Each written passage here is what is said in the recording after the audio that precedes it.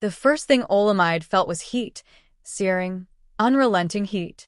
It wasn't sunlight. It was him. Her breath caught before her eyes even opened. The scent of his skin lingered on her sheets, sharp and clean, tinged with cedar and smoke. Memories from the night before came rushing back, blinding and terrifying in their clarity, his mouth tracing the hollow of her throat, his voice a low growl in her ear, the way he'd whispered her name like it was something dangerous. She'd meant to escape before sunrise. That had been the plan. One night, one mistake. A reckless decision made under too much champagne and loneliness. But as she pushed herself up, the silk sheet falling from her shoulders, Olamide realized she was already too late. The penthouse door creaked open. Her pulse spiked. And there he was, Adrian Li, the man she'd slept with. The man she wasn't supposed to even meet. He was dressed now, the picture of control, black tailored suit, white shirt open just enough to show a line of tan skin and the edge of a tattoo curling up his throat. But his eyes, the same cold, predatory ones that had burned through her last night, found her instantly. "You're still here," he said, his tone unreadable. Olamide forced a small laugh, clutching the sheet tighter. "You make that sound like a crime." He tilted his head slightly, watching her as if she were something he couldn't quite name, prey, temptation, or maybe both. "Most people don't stay." "Then I'll fix that," she whispered, moving to stand. Her knees wobbled when her bare feet touched the cool marble floor. But before she could move another inch, his hand shot out, catching her wrist. The touch was light, but commanding. "Not yet," he said. "I want to know who you are." Her heart slammed against her ribs. The lie came easily. She'd practiced it for years. Olamide. Just Olamide. His gaze lingered on her for a long, suffocating moment before releasing her. Then, "Olamide, you should know something." She turned halfway to the door. "What?" Adrian's voice dropped, silk and steel. "You weren't a mistake." Her breath caught again, but not from relief, from fear. Because everything about him, the way he spoke, the quiet authority in his voice, the darkness beneath his calm, told her one thing: this wasn't over. And she was right. 2 days later, when she stepped into the towering glass building of Li Corporation for a job interview she desperately needed, she froze in place. Sitting behind the mahogany desk, signing a contract with deliberate precision, was him. Adrian Li. Her one-night mistake. The man who'd ruined her sleep ever since. His eyes lifted, locking on hers.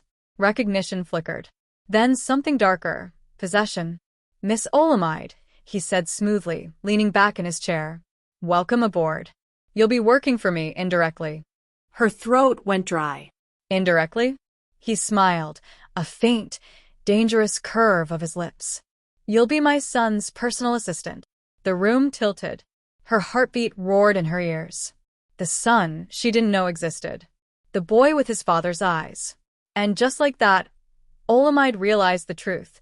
She hadn't escaped that night. She'd just stepped into the lion's den. He wasn't a man who made mistakes. Every choice Adrian Li had made since the age of 18 had been deliberate, ruthless, calculated, precise. That was how you survived in his world. But when the elevator doors slid open and she walked in, it felt like the world itself shifted beneath his feet. Olamide. The name had rolled off her tongue that night like sin. He hadn't forgotten it. Not the taste of it, not the sound she made when he said it against her skin. But she wasn't supposed to be here. She wasn't supposed to exist outside that night. And yet here she was in his building, in his air, in his control again. "Miss Olamide," his assistant announced, oblivious to the current running through the room. "The new personal assistant for Mr. Ethan Li." Ethan. His son. The irony almost made him laugh. Almost. Adrian leaned back in his chair, schooling his expression into neutrality as she stepped forward. She was dressed differently now, professional, tailored, untouchable, but he could still see the echo of last night's fire beneath that calm exterior. Her eyes flickered up, locking with his, and for the briefest second he saw it. The fear, the awareness, the memory.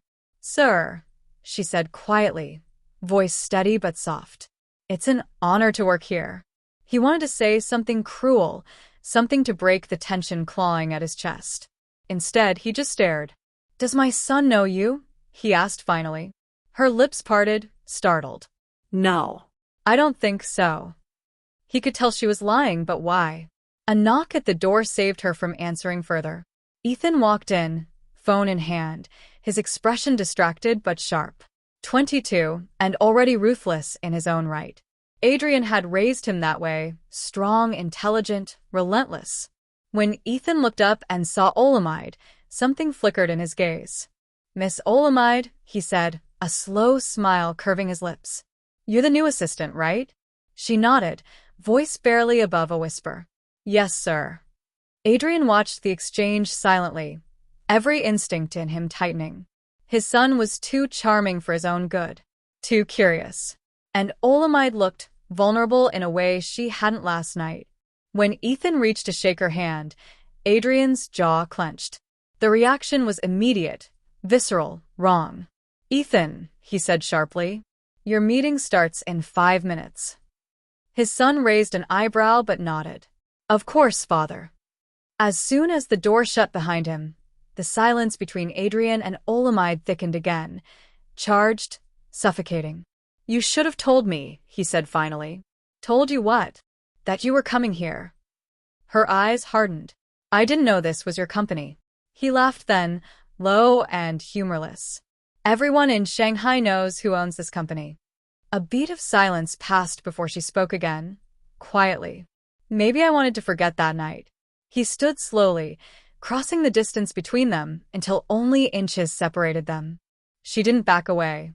"You can't," he said softly. "And neither can I." Her breath hitched. "Why do you care, Mr. Li?" Adrian's gaze darkened. "Because I don't like my past walking into my office and smiling at my son." She blinked, hurt flickering across her features, and that, somehow, angered him even more. Because he wasn't supposed to care. Because he couldn't stop caring.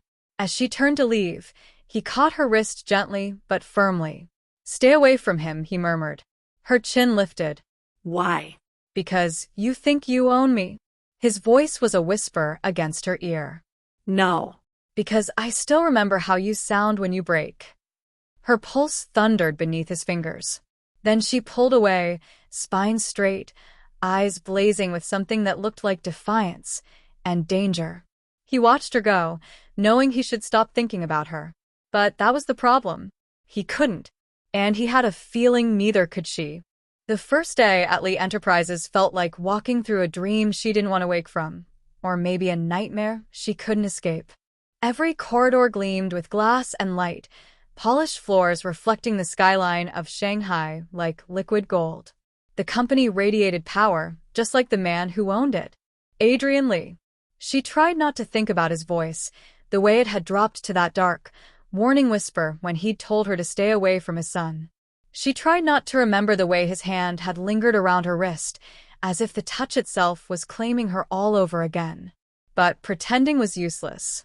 Every time she blinked, she saw that night, the rain, the hotel suite, his hands. And now, she was working for his son. Ethan Li was nothing like his father.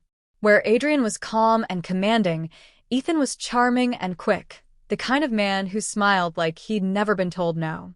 "Coffee?" he asked her that morning, leaning on her desk like it was the most natural thing in the world. She looked up, forcing a polite smile. "That's my job, sir." He grinned. "I don't mind doing it for you. You look like you could use one." His tone was teasing, but the kindness behind it made her chest ache. Because in a way, he reminded her of what Adrian might have been before power turned him to ice. "Thank you, Mr. Li, but I'm fine," she said, lowering her gaze back to her notes. "You're not fine," he said softly. "You're nervous." "Don't be. My father may be a legend, but he's not God." Olamide's heart skipped. If only you knew, she thought. She followed Ethan into the conference room for the morning briefing. Adrian was already there, in a black suit, watching them through half-lidded eyes that missed nothing. When their gazes met, the world went still. Her breath hitched, and she saw the faintest tightening in his jaw. No one else noticed, but she did. The tension between them was a live current, invisible but deadly. Ethan started the presentation. I was thinking of expanding the fashion division into a global brand, he said, pointing to the chart. Adrian's voice was calm, but edged. You think you can handle global responsibility already? Why not? Ethan countered easily. I've been shadowing you for years. Adrian's gaze shifted briefly to Olamide. Some things take more than shadowing to learn. The words weren't about business. She knew it. He knew it. And from the curious glance Ethan shot her, she feared he suspected it. When the meeting ended, Adrian didn't leave immediately. He waited until everyone else was gone, his gaze locking her in place. Stay, he said simply. Her heart hammered. Ethan lingered in the doorway, frowning. Everything okay, father? Adrian gave a faint smile. Perfectly. Go ahead, Ethan. When the door closed, Adrian rose and crossed the room with that quiet, dangerous control that made her pulse race. What part of stay away did you not understand? He asked. She swallowed hard. I'm doing my job. You're playing with fire. Then stop lighting the match, she shot back before she could think. For a moment, silence. Then, to her horror, he smiled. Not the cold corporate smile, but something darker, more human. Careful, Olamide, he murmured. I like fire. Her breath came shallow as he stepped closer, until she could smell his cologne. Crisp, clean, devastatingly masculine. Why are you doing this? She whispered. You have everything, power, control. Why ruin it for me? His gaze softened, then hardened again. Because I can't stop thinking about you. And I hate that I can't. She closed her eyes. You shouldn't. I know. His voice was low, raw. But knowing doesn't help. He reached for her, stopped himself, and turned away sharply, as if fighting something inside. I'm not that man anymore, he said finally.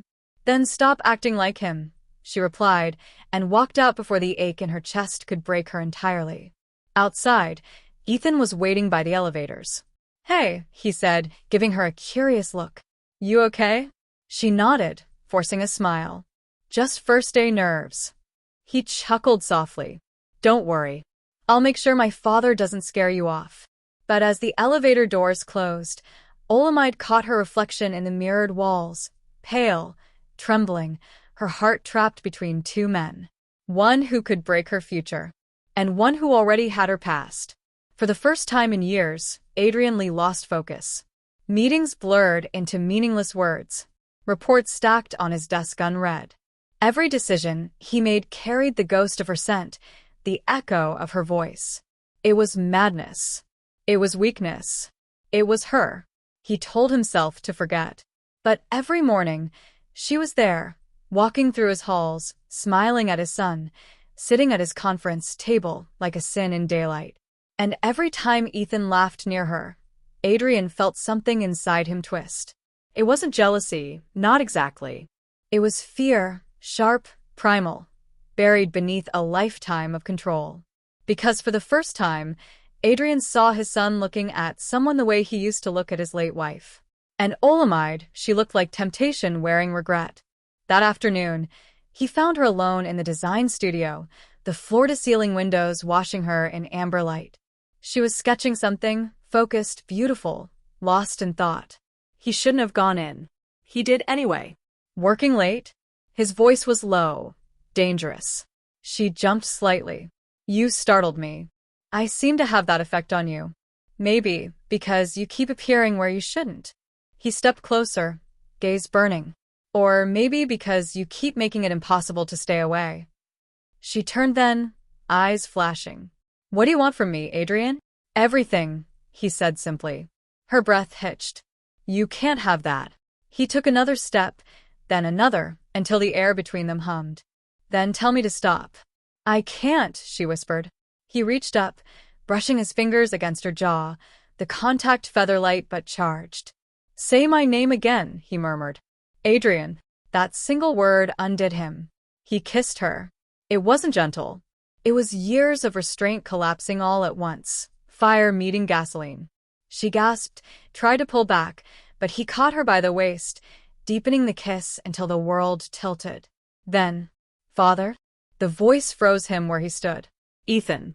Olamide's eyes flew wide as Adrian stepped back, breathing hard, forcing his expression into something neutral. Ethan stood by the door, shock and fury warring in his face. What the hell is this? It's not what it looks like, Olamide stammered. Ethan's laugh was bitter. Really? Because it looks like my father is kissing my assistant. Ethan, Adrian began, but his son cut him off. Is this why you hired her?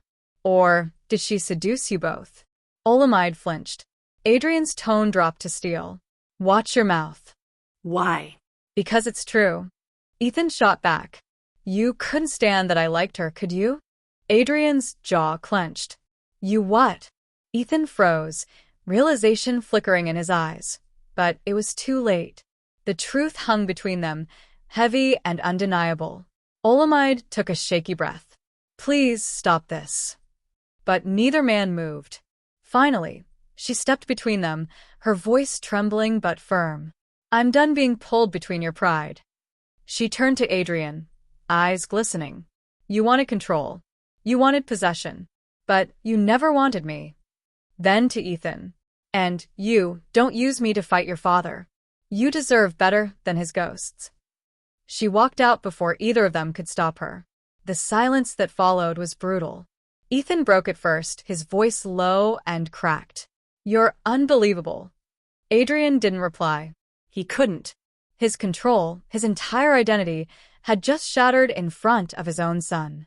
When the door slammed, Adrian sank into the nearest chair, staring at the imprint of her lips on his skin. He'd spent a lifetime building walls no one could climb. And in one night, Olamide had burned them to the ground. The city didn't sleep, but that night, Olamide disappeared into it. Shanghai's lights blurred past the cab window as she clutched her bag, pulse trembling like the rain against glass. She hadn't gone home, hadn't gone to work. She couldn't. Not after the chaos in Adrian's office, after seeing the look on Ethan's face, the devastation in Adrian's eyes. She had wanted to play with fire. Now she was burned to ash. It had started as a mistake, a night she was never supposed to have. Then it became a job. Then it became something she didn't have a name for. And somewhere between his touch and his son's kindness, she had lost herself. She reached the riverside, cold wind biting through her coat. The Huangpu shimmered in the distance, black and endless. She was free, technically, but it didn't feel like freedom. Behind her, footsteps. Slow. Heavy. Familiar. You shouldn't walk alone at night, Adrian's voice said quietly. She didn't turn around. You shouldn't follow me. Then stop running from me. I'm not running, she said softly. I'm leaving. Silence. Then the faintest edge in his voice. Because of Ethan? No, she turned then, eyes meeting his. Because of you. Adrian's face was shadowed, unreadable. You think leaving will fix this? It's not about fixing it, she said. It's about surviving it. He stepped closer, rain soaking through his shirt, eyes burning into hers. I can't let you go, Olamide. She laughed bitterly. You don't get to decide that. He flinched, and for the first time, she saw something in him she hadn't before. Fear. Not of losing control, but of losing her. I've built empires, he said hoarsely. I've buried every weakness I ever had. And then you walked in, and suddenly I can't breathe without you. Her throat tightened. Adrian. He took another step. I don't know how to love gently. I only know how to want. She stared at him for a long moment, the rain washing away her tears. Then, quietly, she said, then learn. He blinked, as if her words had struck something deeper than anger. Before either of them could speak again, a car screeched nearby. Ethan stepped out, soaked, his face pale and furious. Of course, he said, voice cracking. Of course you're here with him, Ethan. No, he snapped. I'm done being the son who gets the leftovers. Adrian's tone hardened. That's enough. But Olamide stepped forward. Ethan, please. This isn't what you think. He laughed bitterly. Then tell me what it is. Tell me you didn't sleep with him before I even met you. Tell me you didn't use me to get closer. Her chest ached. I didn't mean to hurt you. That's not an answer. The pain in his voice broke something inside her. You were the first good thing to happen to me in a long time, she whispered. But your father, he was the first man who ever saw me. Both of you deserved better than this. The rain fell harder, thunder rumbling over the river. Ethan looked at his father, jaw clenched. You always take what you want, don't you? Adrian didn't move. I don't take what's mine, he said quietly. I protect it. That was enough to send Ethan reeling. He turned, got in his car, and drove off without another word. The silence left behind was heavy. Olamide exhaled shakily. You just lost him. Adrian looked out at the dark horizon. Maybe. But I won't lose you. She closed her eyes. You already have. He reached for her hand, fingers trembling. Tell me what to do. She looked up at him, rain-drenched and broken. Let me go, Adrian. Let me find myself again. Without the guilt. Without the past. His hand fell slowly. And if I wait? Then maybe one day, she whispered, you'll find me when I'm no longer running from you. She turned and walked away before she could change her mind. Adrian didn't follow this time. He just stood there in the storm, watching the woman who had undone everything he thought he was disappear into the night, taking his peace, his pain, and his redemption with her. 5 years later. Shanghai, Winter Gala. The city glittered that night, a kingdom of glass and gold. Snow had begun to fall, soft and soundless, layering the streets in quiet memory. Inside the Li Foundation Gala, chandeliers bathed everything in warmth, champagne laughter, the soft clink of crystal, the hum of money and power. Adrian Li stood at the edge of it all, still and detached, like a man watching the world from behind invisible glass. 5 years. 5 years since the night by the river when she walked away, leaving him with nothing but rain, regret, and her name burning in his throat. He had built again. Expanded. Conquered. The empire had grown, but his heart had not healed. He had learned to live without her. Or, at least, he had perfected the illusion of it. He never married. Never even tried. There had been women, brief distractions, beautiful and empty, but none who could look at him the way she did, as if she saw the man beneath the armor. And sometimes, in the still hours before dawn, he would imagine her voice, the whisper of her laughter, the softness that used to live between their silences. He had memorized loss. Until tonight. He saw her before she saw him, across the ballroom, stepping through the crowd like a dream he'd buried and prayed would never haunt him again. Olamide. The years had changed her. The shy grace had ripened into something luminous, quiet, and steady. Her dress shimmered like moonlight, and when she smiled at someone across the room, Adrian's heart, that stubborn, unrepentant thing, betrayed him completely. She was here. Real. Breathing. And when her eyes finally lifted, scanning the crowd, they found him. Instantly. The world narrowed to that look. No sound. No crowd. Just the memory of 1,000 heartbeats that had once belonged to the same rhythm. She didn't flinch. Didn't look away. Instead, she began to walk toward him. Slowly. Gracefully. Like she knew exactly what her presence was doing to him and to the ghosts between them. When she reached him, they didn't speak at first. The silence between them was a living thing, heavy and familiar. He was the first to break it. His voice was low, rougher than he meant. You came back. Her lips curved faintly. And you're still standing where I left you. He huffed a breath, half laugh, half exhale. Maybe I was waiting. Her gaze softened, full of something fragile and warm. Maybe I was hoping you would. He studied her face, the light in her eyes, the quiet strength in the way she carried herself now. She wasn't the woman he had tried to possess.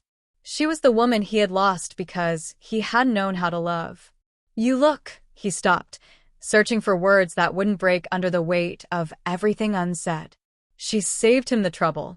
Alive, she teased gently. He smiled, really smiled for the first time in years. Beautiful. Something trembled between them, a thread drawn tight by time and memory. Adrian, she said softly. I never stopped thinking about that night. I hated you for what we were. I hated myself for leaving. But I had to learn who I was without you. And did you? He asked. Yes, she whispered. And now I know who I am with you.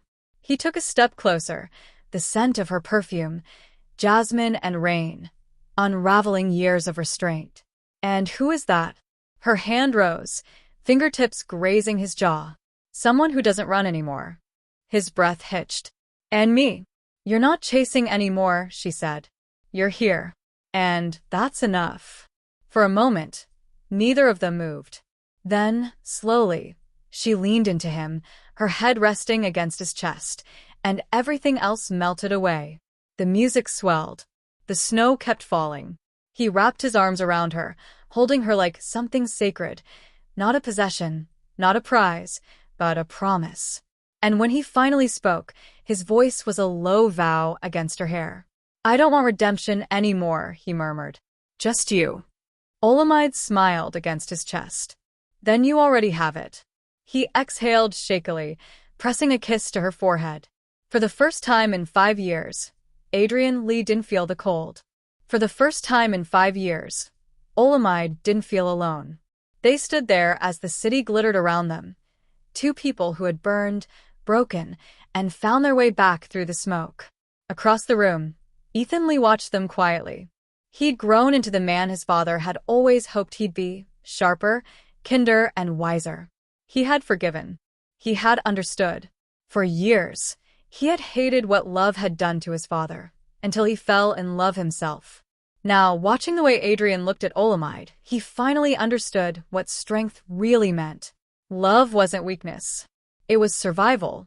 When Olamide glanced his way, Ethan raised his glass slightly. Not as the boy who once resented her, but as the man who finally saw her for what she was, the woman who taught his father how to feel again. She smiled back, the kind of smile that closed a circle. And for the first time in a very long time, the Li family, broken, flawed, but still standing, was finally whole again.